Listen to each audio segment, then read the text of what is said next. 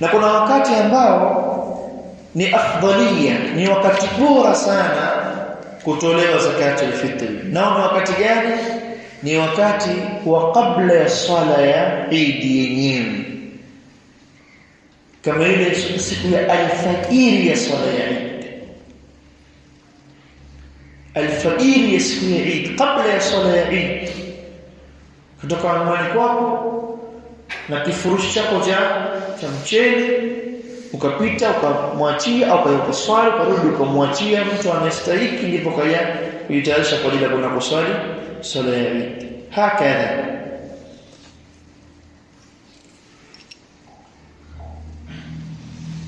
sawa, umefahamika?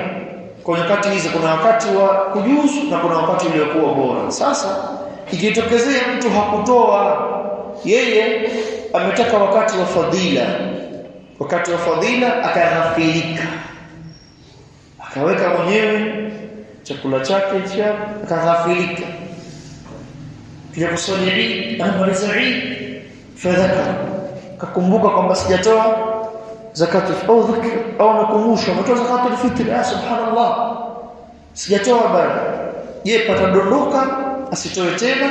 Unachoona anasema ittafaqa ulama ala anna zakatul fitr la tasqut idha kharaja waqtaha.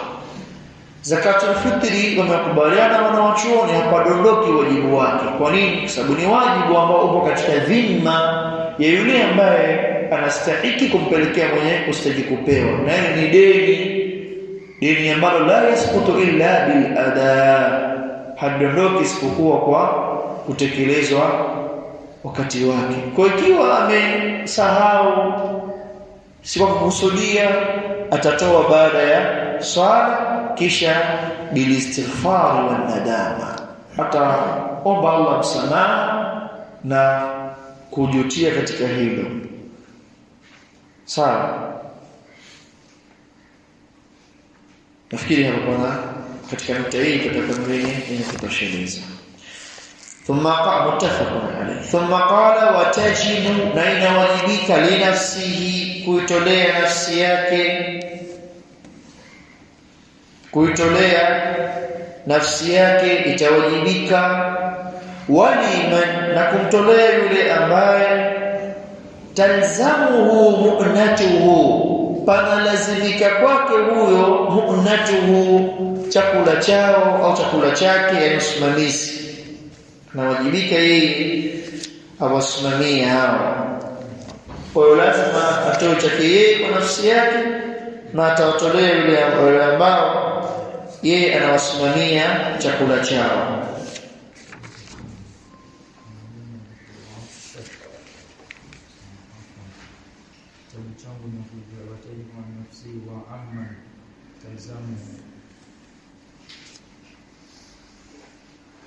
Sasa ni harfu jari tu, usikushughulishe. Sasa zote وعمن تلزمه مؤنته na kadhalika liman yote sasa. Sabini tajawuz kutoka kwake kwenda kwa mwingine, na lamu hii kwa yule ambaye ni kwa sasa ni harfu jari. Jazakallahu khairan wa barakallahu fik.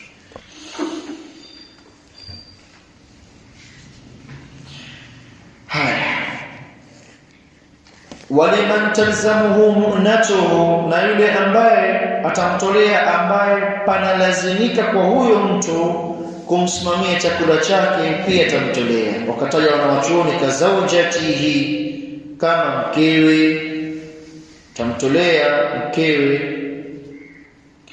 kadhalika wa abnaihi, na watoto wake, wa khudamihi, na watumishi wake.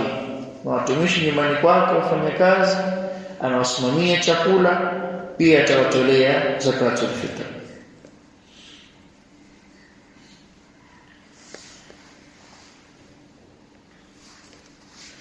Ibn Hazm yeye rahimahullah ta'ala, ambaye ni dhahiri, yanasema hapana, la tajibu ala shakhsi an ghairi, si wajibu mtu kumtolea mwingine, la an abi wala an ummi wala an zawjati wala an ahad mimman talzamuhu nafaqatuhu illa an nafsihi, isipokuwa kwa nafsi yake.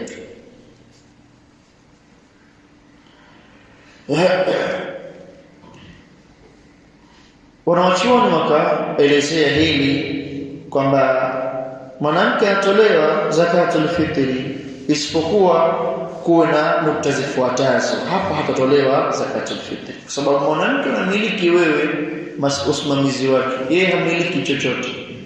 Na kama anamiliki kama kutoa mwenyewe usimzuie, hiyo ni asli. Kama mimi nataka nitoe mwenyewe zakatul fitri, usimzuie, hiyo ni asli. Kama ilivyokuwa katika mambo ya adhab ya al-udhiya. Udhiya akichinja baba mwenye nyumba itabeba hukumu kwa wale wote wanaoishi katika nyumba ile. Sawa, utapata ajili wote. Lakini je, mtu akasema na mimi nataka nichinje mbuzi wangu, atakatazwa katika sheria? Hakatazwi katika sheria.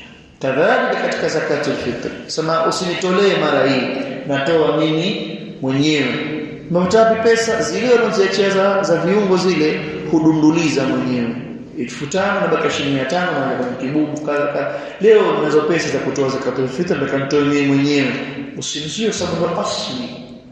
Sawa, ndio asli. Lakini ikiwa hana utamtolea isipokuwa kwa mambo matatu hatotolewa. Mambo haya matatu mwanamke hatotolewa zakatul fitr.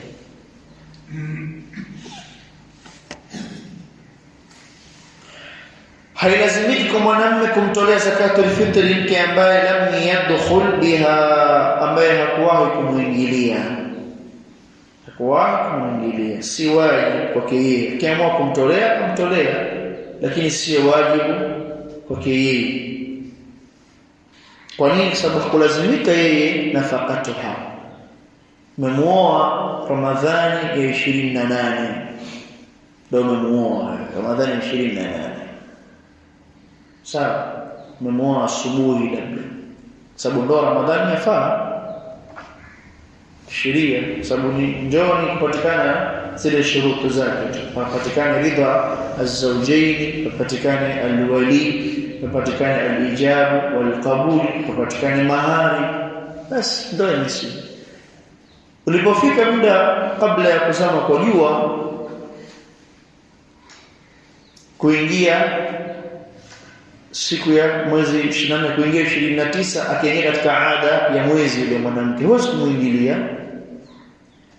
Sawa, kwa kafika siku ya fitri wewe kuja muingilia, je, lazima kumtolea zakatul fitr?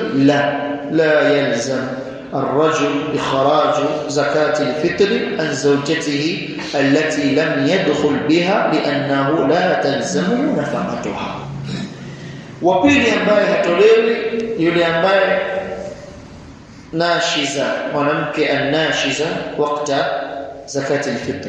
Annashiza ni muasi, wallati takhafuna nushuzahunna. Nashiza ni mwanamke muasi, na mwanamke muasi sio zakati al-fitr pekee yake, ambalo hilo watu wengi labda hukumu hawajui. Katika umda imekuja maelezo bidul fiqh, mkuja maelezo kama mwanamke mathalan meoa mwanamke unakaa naye ndani, akamwambia nakwenda kwetu, ima mmoja mmegombana au hamjagombana, kama tunakwenda kwetu kupumzika, si kwa matakwa yako wewe mwanamume, matakwa yake yeye mwenyewe, nakwenda kwetu kupumzika wiki moja. Akamwambia sawa, wewe hulazimiki kumpelekea chakula kule, atarishwa na wazee wake. Sasa mume wako hajapita hapa hajakuleta chochote. Sawa, sio mimi ndo mlete, kaja yeye mwenyewe kwa nafsi yake. Mimi kama kuota ni ihsani yangu. Sasa mkigombana kama kutoka huyo ndo kaasi, usitoke, natoka. Akatoka kaenda kwao mwezi mzima, wewe huna haja kupeleka chakula, wala huna lazima. Allah tuhifadhi, imetoka talaka raj'iyya. Atakapokaa eda wapi? Nyumbani kwake, yake ambapo baba yake mtaka kaenda kwao. Hakupigia simu mke wako. Kwa mambo vipi, naona unapata talaka wakinimleta kitu. Ya mimi ili nimpe hapo kwake, akaenda kwake. Kule unazidi kumpelekea, sikwambii sasa hivi kishatoka talaka akiwa yupo katika ndoa wewe unazidi kumpelekea, lakini hao watu hawayafahamu. Kumpelekea ni ihsani yako, sikana mwenyewe umempeleka wewe kwa shida zako, hapa na kumpelekea na babu nikamatie mara moja na safari hivi sawa, na kisafari changu kidogo cha mwezi mmoja hapo peleke kule, sio umempeleka wewe, lakini kenda kwa utashi wake na mengine mengi watu hawayafahamu. Au kumtibu mwanamke, tibiwa na wazee wake, sio wewe, sio wajibu kumtibu. Kina mambo ya kuzungumza huko mbele, yani kaumwa mkimpeleke kwao mwambie mtibuni. Ukimtibu ni ihsani yako, lakini sio wajibu wewe kumtibu.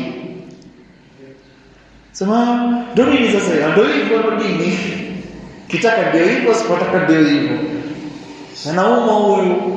Mbona mbeta hapa? Babu anauma huyu. Sasa kwa hiyo amtibie. Sasa mtibie vipi? Sasa nimeona taskunu ilaiha. Nimeona nitaskunu ilaiha. Sasa kanikuwa tunanauma. Kama usiku yeye ndio nikatumba. Peleka hospitali kisha tutakapompa kwa mzima utanipigia simu ili nichukue. Lakini itakuwa tena ule murua watu watakuwa na wewe sio mtoto. Jamaa mnyama wale kweli. Sasa ihsani ndio inafanywa kazi hapa. Sasa ukimtibu ni ihsani. Sawa? Na hilo linaonyesha kwamba wewe una huruma naye na kumpenda.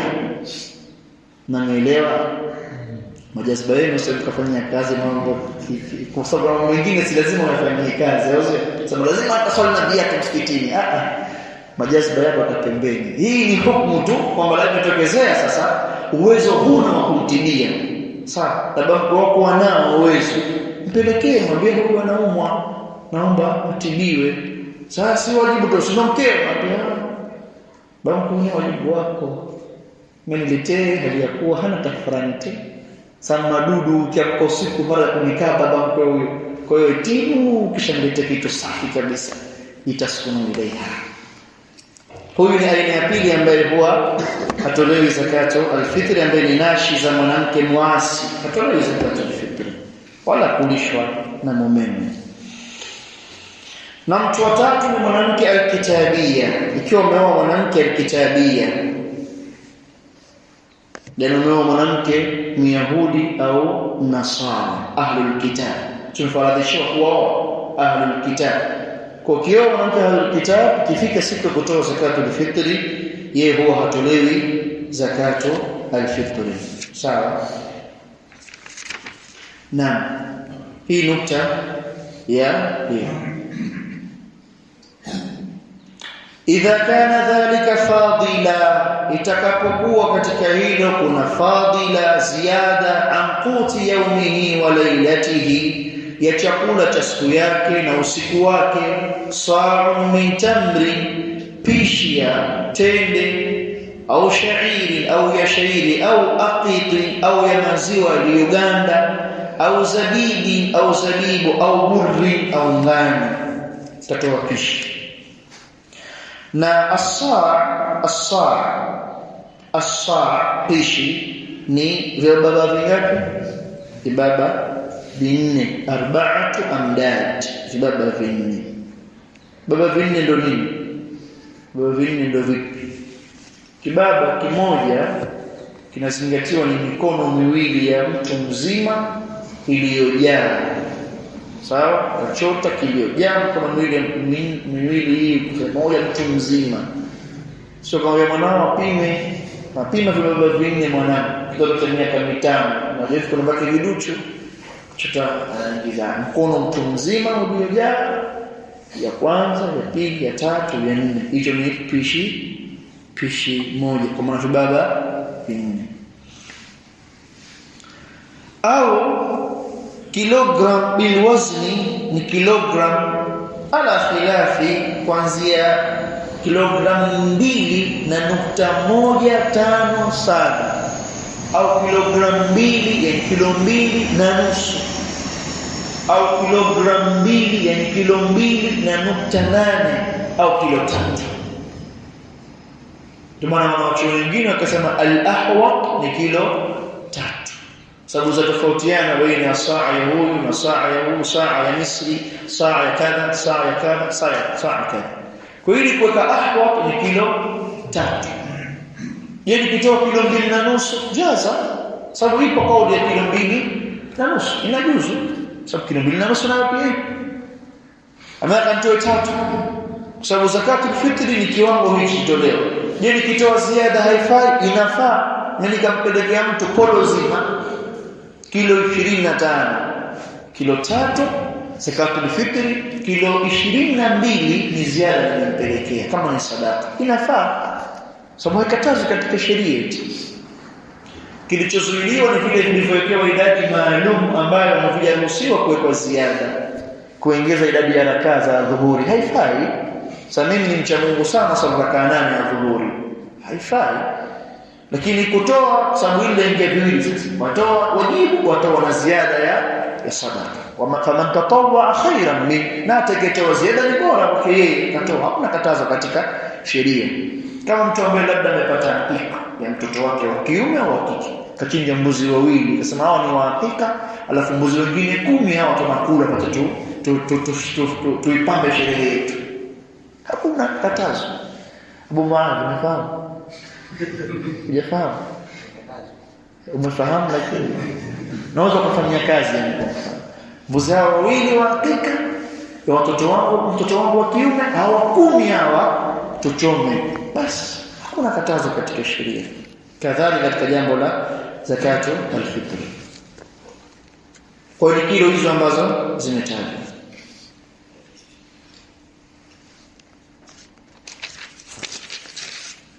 Na wal-afdal fiha al-anfa, na bora zaidi katika zakatu al-fitr kile chenye kunufaisha. Kama tulivyosema, chenye kunufaisha kwa maana unampelekea mtu kile ambacho kitamfaa ile siku ambayo unampelekea siku ya Eid mtu ungawasembe. Sio al-anfa kwake. Lakini ukimpelekea mchele au kimpelekea unga wa ngano ni al-anfa. Itamnufaisha ile siku ya Eid. ولا يحل تأخيرها عن يوم العيد، ولا سيو حلالي kuichelewesha kutoka siku ya Eid, wala sio halali kuchelewesha kutoka siku ya Eid, kama ilivyokuja hadithi mbele ya Imam al-Bukhari wa Muslim, amara Rasulullah sallallahu alayhi wasallam bi zakati al-fitri an tuadda qabla khuruji an-nas ila as-salat. Ameamrisha Mtume sallallahu alaihi wasallam kutekeleza zakatul fitri kabla ya watu kutoka kwenda kusali. Akasema na wachuoni, wa yahrumu ta'khiruha, na ni haramu kuchelewesha ila ma ba'daha, isipokuwa baada yake. Nikitokezea mchelewesha atatoa wa yastaghfirullah jalla wa ala, na tamtaka Allah msamaha juu ya kuchelewesha kwa kutoa zakatu al-fitri. Wakati bwana tumesema na siku ya Eid yenyewe kuanzia ghurubu shamsi akhir yawm min Ramadhan, kutokea kuzama kwa jua kwa siku ya Ramadhan mpaka tuluu fajri yawm al-Eid, mpaka kuchomoza kwa alfajiri ya siku ya Eid.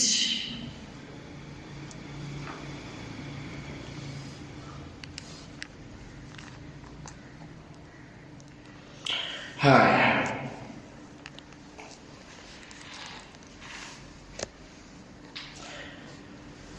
kuna masala mawili muhimu nayo pia inatakiwa yazingatiwe. Swali la kwanza au masala ya kwanza, siku ya Ramadhani 29,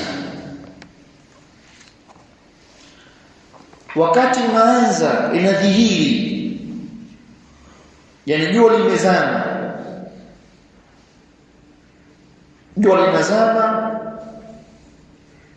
amekufa mtu baada ghurubi shams, ile limezama jua na amekufa. Je, atolewa zakatu al-fitri au hatolewi zakatu al-fitri? Kuna kauli mbili za wanachuoni. Kauli ya kwanza nasema anatolewa zakatu al-fitri, na kauli ya pili anasema haitolewi. Warajah kwamba anatolewa kwa sababu leo wakati ambao jua limezama ukaingia wakati wa kutolewa al-fitri, yeye alikuwa yupo. Sawa, alikuwa yupo. Ama aliyekufa kabla, sawa, yeye alikuwa hayupo, huyo jambo lingine. Kile yule ambaye amekufa baada ya ghurub, yeye atatolewa zakatul fitr.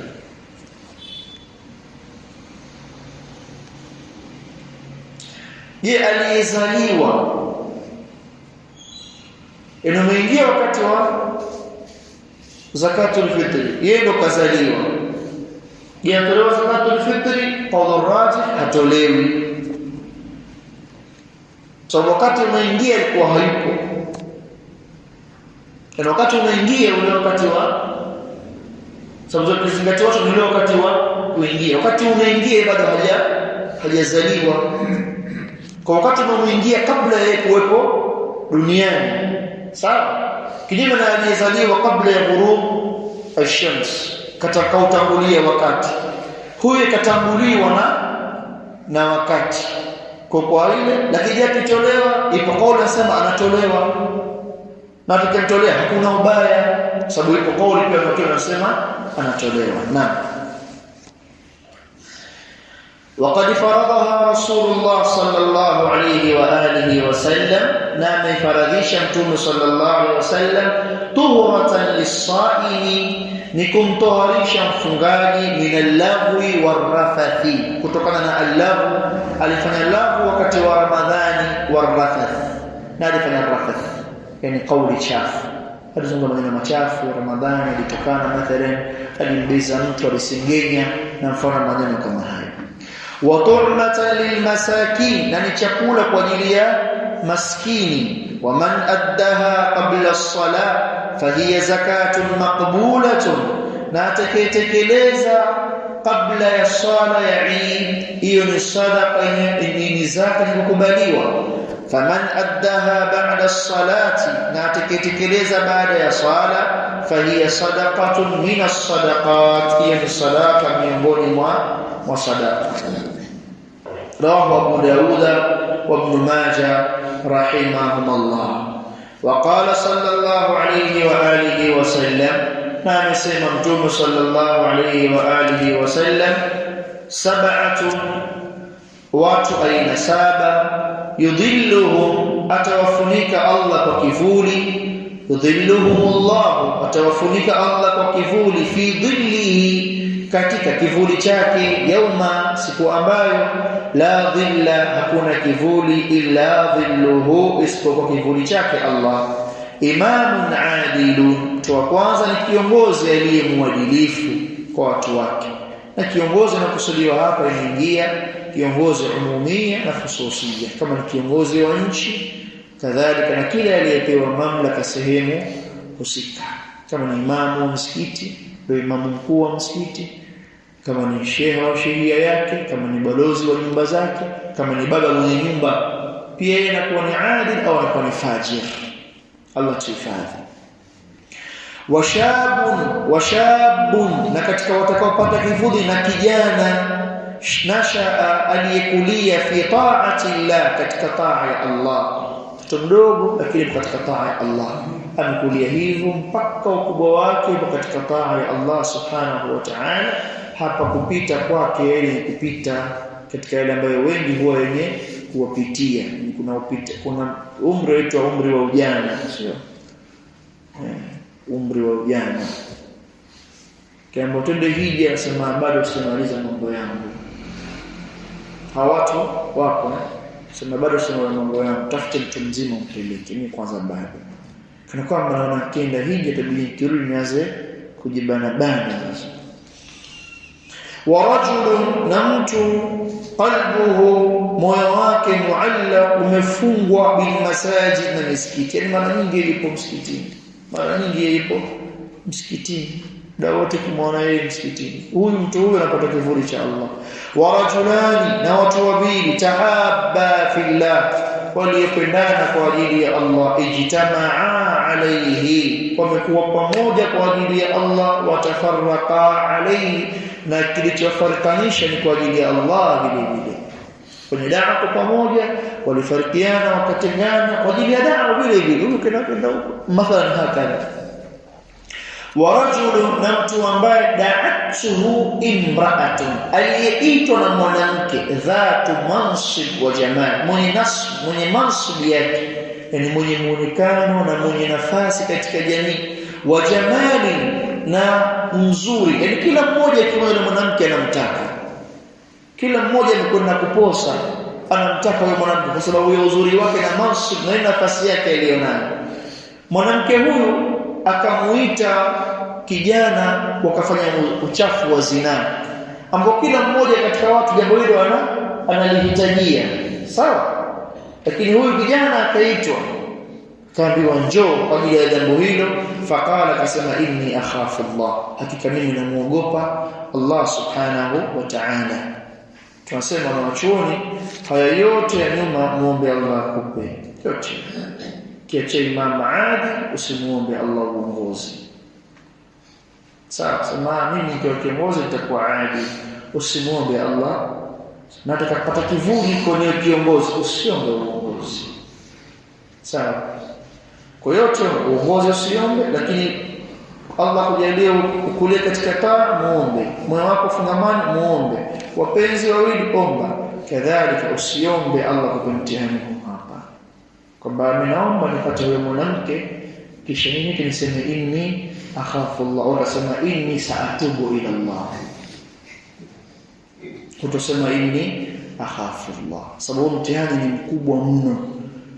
Ndio Mtume sallam amekaidi mwanamke mwenye mansib wa jamal. Kuna mwanamke akikuita sema na watu wote wale wasema bure ghali, sema yule sema nakublock, usitafute mimi. Lakini kuna mwingine akikusalimia salamu alaykum kwenye simu fulani, watetemeka atakaojiwa haraka kwa simu, na kana kuona tena kwa chelewa kwa Mungu. Sasa huyu ndio anazungumza, usitoka muomba Allah, sema na muomba Allah mtani huu wanipe.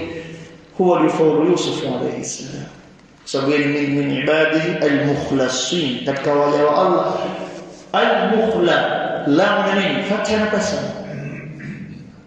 ina fatha, sio al-mukhlisin. Al-mukhlasin maana al-mustafa, mchaguliwa. Mukhlis anayetakasa, mukhlas aliyechaguliwa. Yakachaguliwa Yusuf alayhi salam.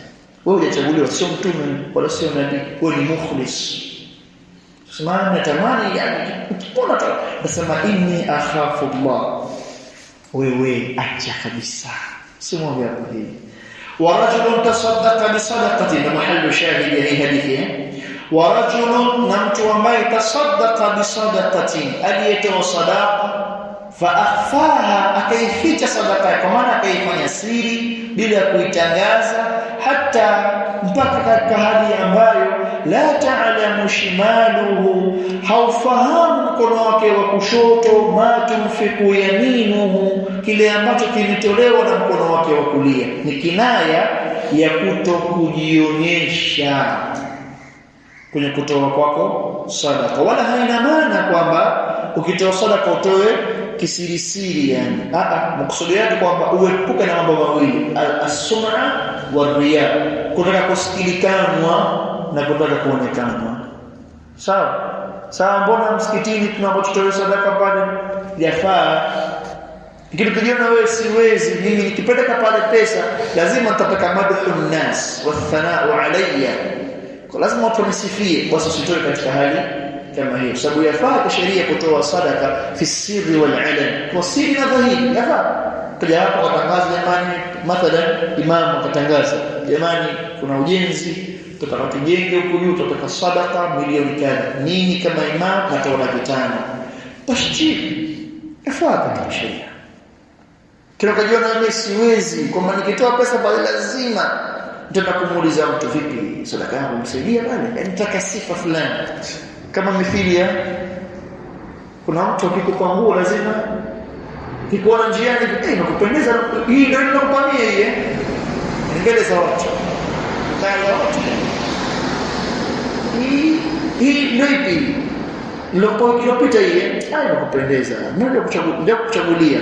Lengo lake ni kwamba wajue watu kama hii mimi nimempa watu hao wapo nafsi zao zinakuwa zinatetemeka, lazima kitu kionekane. Kwa hiyo kitokezee basi jifiche. Alhasil, kutoa sadaka na kujiepusha na arriya. Kwa zakatul fitr pia jiepusha na arriya was-sum'a. Wa rajulun dhakara Allah khaliya, na mtu ambaye amemtaja Allah khaliya, hali yako iko faragha peke yake, amekaa peke yake, akamkumbuka Allah tabaraka wa taala, fafadat aina, yakatoka machozi macho yake mawili. Kwa nini? Amemkumbuka Allah subhanahu wa ta'ala. Kwa hivyo fi jawfi al-layl, usiku umekaa huko anamtaja Allah jalla fi ula, anamtaja Allah jalla fi ula, akatoka na machozi, huyo atapata kivuli mbele ya Allah subhanahu wa ta'ala. Mahallu shahid ni masala ya sadaqa. Nukta ya mwisho katika zakatul fitr, ukiachia haya ambayo iko mbele hapa, zakatul fitr nukta ya mwisho ni je, itafaa kutoa qima? Itafaa kutoa qima, yani kiwango cha mathalan mchele yaletwa kutoa basmati, tutoe basmati. Basmati kilo moja ni bei gani? 1000, sawa? Kwa hiyo itafaa mimi kumpa maskini kilo 3 tujalie 1012, sawa? Kilo 3, labda mimi nina kilo 3 na watoto 3 na mama yao, kwa watu wangapi? Watu 5, sawa? Kwa 12 yangu na 12 watoto wangu, kila mmoja watoto 3 na 12 ya mama yao. Hizi pesa hizi hapa nakanzi toa hizi sasa mimi, je, inafaa katika sheria au lazima nitoe kile ambacho kimetajwa? Ni masuala ambayo tumeshakuzungumza hapa, tukatumia ile risala aliyoandika Sheikh Abu Abdullah Said bin Raslan, Allah yahfadhuhu wa yuafi, hafidhahu Allah ta'ala. Qawl rajih, na kauli ambayo inafanywa kazi na kauli sahihi ni kwamba haifai kutoa qima, bali tolewe kile ambacho kimeainishwa katika sheria chakula, na sio qima. Kwa nini isiwe qima? Kwa sababu wakati wa Mtume sallallahu alaihi wasallam palikuwa matumizi ya pesa yao wakitumia dirham na dinar. Lao kama lingelikuwa lafaa wangelifanya hilo mwanzo wao, la sabakuna ilayhi. Naweza kusema msemaji kwa sababu hoja sawa kwamba ushampa mchele atapata wapi gesi, atapata wapi nyama, atapata wapi mafuta?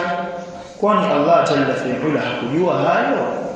Kwani Mtume sallallahu alaihi wasallam yeye hana huruma kushinda wewe? Nani mwenye huruma zaidi baina yako na Mtume sallallahu alaihi wasallam? Nani mwenye moyo mlaini kuliko Mtume sallallahu? Fabima rahmatin min Allah linta lahum, yalikuwa mlaini wa rahma za Allah jalla fi ula, alyanun nas wa arfaqun nas. Mtume sallallahu alaihi wasallam aliamrisha hili. Sasa wewe kama unataka kumpa gesi, kwani umekatazwa? Mpelekee kilo 3 za mchele, mpelekee gesi moja, kama silinda nayo kamjazie, kama hana mpelekee na silinda yake. Begani na silinda yake kwa usiku, mpelekee kwa usiku au mpelekee silinda, mpelekee na nyama kilo 16 10 ngapi, mpelekee na mafuta, mpelekee kila kitu. Sababu ukisema kwamba maana atakuwa hana nyama, pia atakuwa hana uzile, pia atakuwa hana pilipili manga, pia atakuwa hana chumvi, na ukilizingatia hilo pia nyumba kakodi huyo, na kodi pia makao pia atakuwa hana. Sawa? Wewe fanya kile ulichoamrishwa, mengine anasimamia Allah mwenyewe. Kwani wewe ndio ulomuumba? Unafikiri wewe kwamba Allah ndo kashindwa kumpa, kwamba mpe wewe ndio maana ndio Allah unamsaidia kumlishia? Hapana. Hiyo ni kwa wewe, man amila salihan falinafsihi wa man asaa alayhi. Hiyo wewe watoa zakatul fitr, unitoharisha wewe, upata thawabu wewe, walitengenezea mazingira mazuri wewe. Kwa hiyo kuhusu nyama, mchele, ni nyama, sukari, mafuta, chumvi, mwachie wewe mwenyewe Allah aliyemuumba. Inna Allahu ar-razzaqu dhul quwwati al-matin. Atapata mchele pekee, atapata mafuta, atapata chumvi, atapata kila kitu. Na kama atakualika mchana kwenda kula, pengine atapata chakula kizuri kwa chakula nyumbani. na soda juu atakuwa anakunywa. Sio, mfahamu? Kwa hiyo tusijilete kutumia akili katika mambo. Hizi ni falsafa za watu fulani. Allah atuongoze. Utatoa kile ambacho kitatakikana kitolewe katika sheria. Ukimpa na pesa ni ziada, hapa katazo. Kampa kilo 3 zake za mchele na shilingi 20,000. Hii ni sadaka yako. Haikatazwi katika sheria.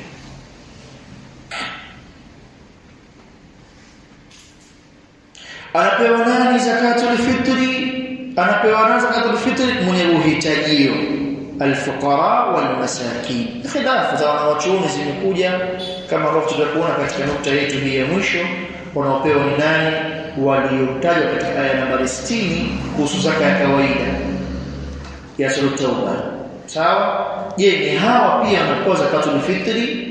Hawa wanaotajwa hapa watu 8 au katika zakatul fitri tofauti? Kuna kauli mbili. Kauli ya kwanza nasema wanapewa wale wote 8, na kauli ya pili inasema wanapewa mafakiri na masakini peke yao. Tutakapokuja kusoma hii nukta hii inshallah tutaelezea biidhnillah tabaraka wa taala na kwa rajih ni ipi mbele ya wanawachuoni rahmatullahi alayhim.